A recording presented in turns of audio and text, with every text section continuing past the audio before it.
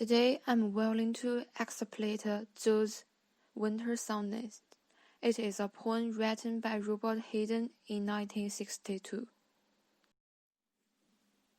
The summary of those winter Sundays. In this poem, the speaker recalls how his father got up early on winter Sunday mornings and warmed up the house when he was a child. In the past, the speaker did not find what his father did for such a long time and appreciate his contribution. Only after many years, the young boy grows into an adult. He finally understands the selfless and the deep love from his father. Speaker. The speaker in this poem is a son. Although the poem does not refer to the gender of the speaker according to the autobiographic nature, it is related to the writer's childhood. Another particular person is the father. From the speaker's memory, the figure is normal but distinct, a person who is busy with a livelihood but still cares for his family. The speaker always describes the events of the past. Some simple life scenes and plain language make up the whole poem. There are 14 lines in this poem, but it is not a traditional sonnet because it doesn't apply a tightly structured thematic organization. It is divided into 3 stanzas. I will analyze each one. The first stanza, from the line 1 to line 5. Sundays to my father got up early and put his clothes on in the blue-black coat, then with the cracked hands and act from labor in the weekday weather made banked fairs bless. No one ever thanks him. The author describes the father's task on winter Sundays. He wakes up early on Sunday morning. The word too shows that getting up early is everyday work.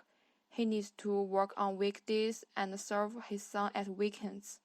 The blue-black coat is extremely cold. Figurative language is used to express the degree of cold. He uses color to describe a feeling. Blue-black lacks the color of the night sky. When the father wakes up, the sun has not risen.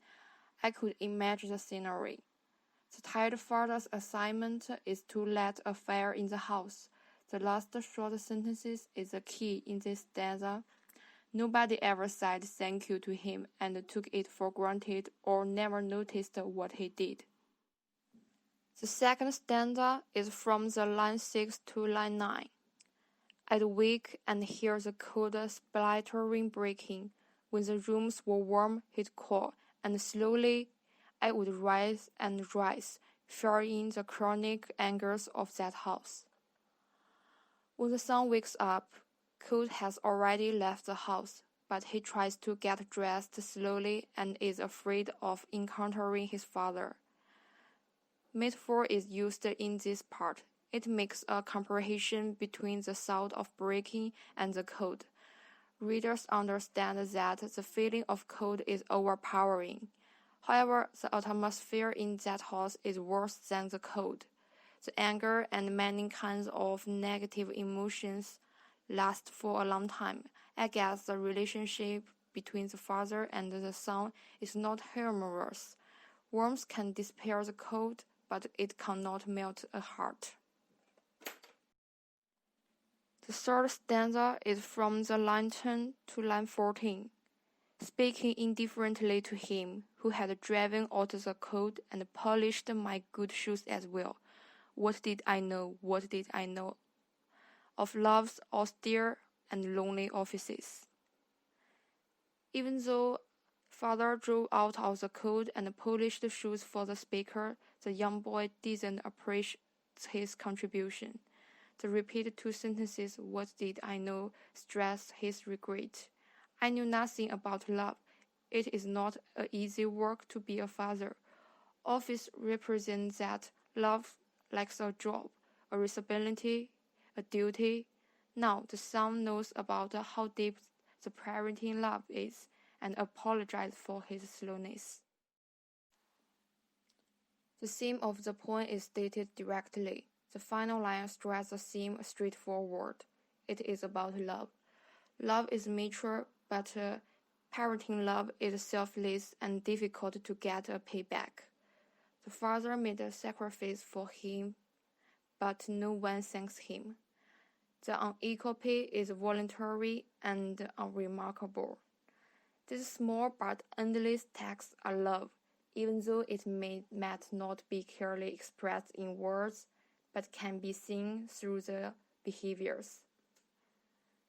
When the boy becomes an adult, the speaker learns about the meaning of love's austere and lonely. Being a father is a choice that cannot be regretted, and a heavy responsibility and duty. A child doesn't need to be responsible for anyone, so he could not realize touching movements. It makes me remind of my high school life.